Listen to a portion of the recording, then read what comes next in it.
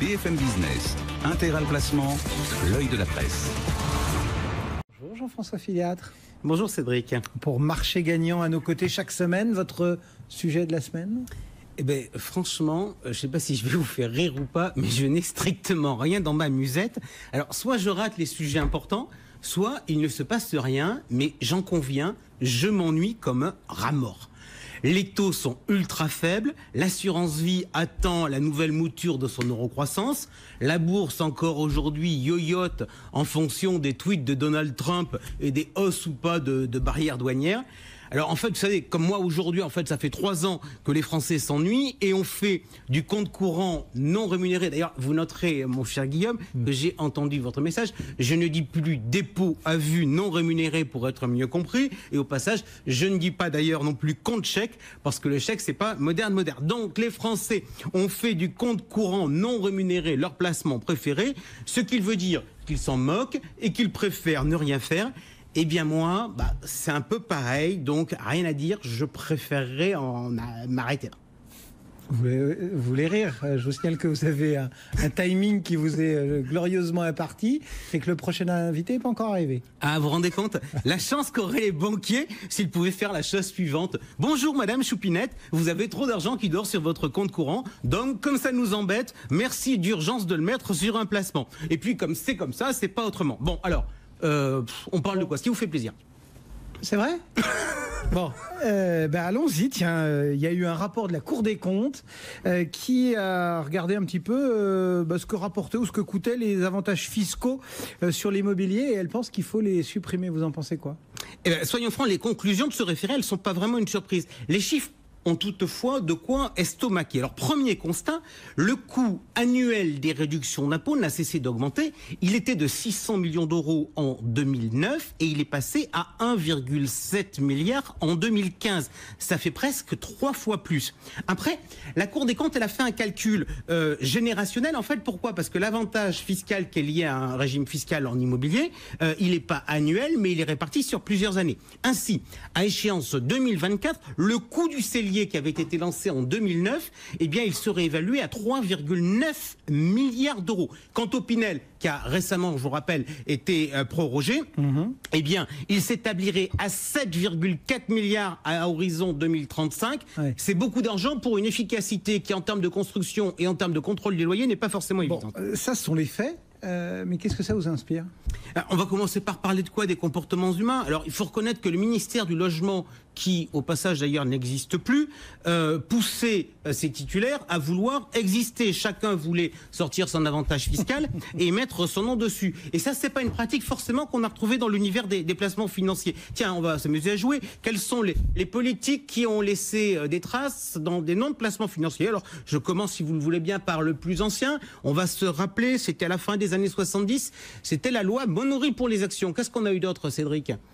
Il y a eu les contrats SK, comme on dit, les NSK, DSK. NSK, DSK, donc effectivement Nicolas Sarkozy et Dominique Strauss-Kahn, des contrats qui ont aujourd'hui complètement disparu de la circulation. Ça a donc été de francs succès qui semblent aujourd'hui d'ailleurs en totale corrélation avec l'état actuel de leur carrière politique. Alors, à vue d'œil d'ailleurs, je rajouterai le Madelin. Il y avait eu le Madelin pour les indépendants, mais en fait, dans la plupart des cas, les enveloppes fiscales que l'on a dans l'univers des placements, elles n'ont pas de nom de ministre. C'est le PEA, le plan d'épargne en action, le PERP, le plan d'épargne retraite populaire, les FCPI. Tiens, d'ailleurs, au passage, on pourrait faire, si on regarde le nom des enveloppes en termes de placement, on pourrait faire une autre remarque. Il n'y a pas de marketing évident dans le nom des produits financiers. Livret A, plan d'épargne logement, plan d'épargne en action. En fait, la seule exception que j'ai trouvée, c'est l'assurance vie avec l'eurocroissance, même si d'un point de vue législatif, c'est pas son vrai nom. En tout cas, ça démontre une tentative d'attirer le chaland et donc de biaiser la concurrence. Bon, et sur le fond de la fiscalité? Eh bien, écoutez, sur le fond de la fiscalité, soyons francs, on part d'une logique qui veut que l'on peut flécher l'épargne avec des avantages fiscaux. Et en fait, vous avez 2 grandes familles d'avantages fiscaux qu'on a connus d'un point de vue historique. Vous avez des avantages fiscaux à l'entrée et des avantages fiscaux à la sortie. Alors, on va commencer par le début, les avantages fiscaux à l'entrée. Alors, là-dessus, soyons francs, le client, il adore. Quand on lui donne un avantage fiscal à l'entrée, il a envie de souscrire. Seulement voilà, dans la plupart des cas, l'avantage fiscal, il est confisqué par l'intermédiaire. De multiples rapports l'ont montré, que ce soit d'ailleurs sur l'immobilier, où on a désormais des avantages fiscaux à l'entrée, ou que ce soit sur d'autres produits. Je pense notamment au capital risque, comme par exemple avec les FCPI. C'est la raison d'ailleurs, le fait que cet avantage fiscal soit confisqué, qui a poussé Bercy à ne pas reprendre l'avantage fiscal PME qui existait sur l'ISF, de ne pas le reprendre sur l'IFI, alors qu'il avait repris l'avantage des dons. En fait, on va être clair avec les épargnants.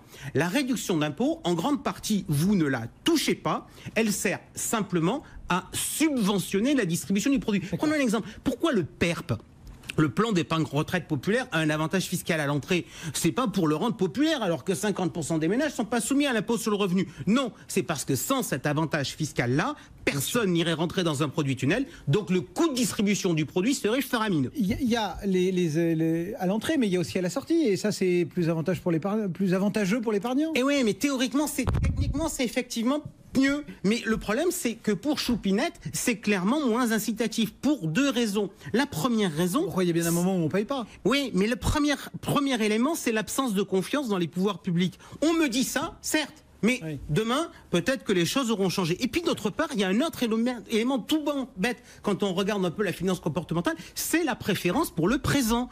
La réduction d'impôts, c'est du présent. L'exonération des plus-values, c'est du futur. Et au passage, on peut comprendre Choupinette. On va rappeler l'histoire. L'exonération des plus-values, elle a quand même été sérieusement écorné. Rappelons-nous le PEA, 1992, exonération totale des plus-values. Et puis après, Michel Rocard arrive, et puis on nous crée la CSG. Peu de temps après, on décide de soumettre le plan d'épargne en action aux prélèvements sociaux. Et puis, les prélèvements sociaux ont grimpé. Tiens, Cédric, au passage, on va encore jouer, tiens.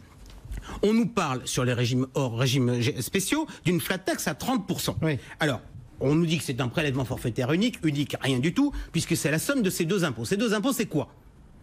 Il y a la taxation forfaitaire, les 12,8 et quelques, là, et... Donc 12,8, quelle que soit votre tranche marginale d'imposition. Et de l'autre, les prélèvements sociaux, après leur hausse, qui sont à 17,2. Alors si on regarde quel est l'impôt des deux le plus important, c'est lequel? C'est les prélèvements sociaux. Donc, si nous, on hiérarchisait correctement l'information, on devrait toujours commencer par parler des plus important. Donc, quand on nous parle d'épargne salariale et quand on nous parle de PEA, on dit ces placements sont exonérés d'impôts, on devrait dire ces placements subissent les prélèvements sociaux. Bon, malgré tout, l'un des messages qui a été repris d'ailleurs et promu à l'occasion de cette flat tax, c'était de dire on ne veut plus que l'impôt, que la fiscalité soit un facteur discriminant entre tel et tel type d'épargne. Ouais, j'entends le discours, mais à vrai dire, je ne crois pas que ce soit un choix politique. Je pense que c'est une contrainte économique. On va reprendre les différents outils pour orienter l'épargne avec la fiscalité. Les réductions d'impôts, ça attire le chaland, mais ça coûte une blinde. Et ça sort tout de suite du budget de l'État. À la différence d'un manque en gagné qui n'est pas comptabilisé de la même façon. Donc, d'un point de vue budgétaire, il est de plus en plus compliqué de faire des réductions d'entrée. D'autre part, les avantages que l'on donne au terme, ça attire de moins en moins. En fait, je crois que le discours sur la convergence de la fiscalité, il est plus imposé par les frais que choisi par le gouvernement. Ça sera d'ailleurs assez intéressant de voir ce qui va se passer sur le sujet de la rente viagère à la sortie des contrats d'épargne retraite. Oui, parce que l'une des idées de la loi Pacte, c'est de nous inciter à opter pour la rente. Oui, en fait, il y a une double idée dans ce que veut faire le gouvernement. Premièrement, il dit, si on veut que l'épargne retraite, ça marche, il faut qu'on permette aux gens de sortir en capital. Ça, c'est clair. Si vous dites à quelqu'un dès le départ qui sort en rente, le truc, ça ne marchera pas. Mais cela dit, les assureurs sont furax. Donc, on veut essayer de trouver une solution pour rendre la rente attractive. Et alors, qu'est-ce que ça peut être comme solution? Eh bien, moi, la seule solution que j'ai trouvée, ça serait de l'exonérer de tout. Bref, d'impôts et de prélèvements sociaux, et que ça ne soit pas un avantage futur décidé dès la souscription, mais que ce soit un avantage présent. Autrement dit, quand je prends la décision de prendre la rente, eh bien là, on s'engage à m'exonérer sur tout. On conclut rapidement ? En déroulant quand même cette histoire, je me rends compte un peu des limites du discours politique, parce que c'est bien de dire que la fiscalité ne doit pas influencer les choix de gestion. Mais tiens, je me suis posé la question, est-ce qu'il existe encore des outils qui ont des avantages fiscaux qui pourraient paraître vraiment très en dehors du droit commun? Alors, en matière successorale, il n'y a pas de doute, il y a l'assurance vie, et en matière d'impôt sur le revenu, vous voyez rien? Le livret A ? Bon, j'en étais sûr que vous allez me dire ça. Bon, le livret A, moi, je m'en banque en fait parce qu'il est plafonné. L'autre placement défiscalisé à l'impôt sur le revenu, c'est la résidence principale. Donc, je ne suis pas convaincu qu'à l'heure tout à l'heure où les Marseillais se mettront au Ricard, le président de la République nous annonce un changement de fiscalité ou de l'assurance vie ou de la résidence principale. Jean-François Fiat, on vous retrouve tout à l'heure.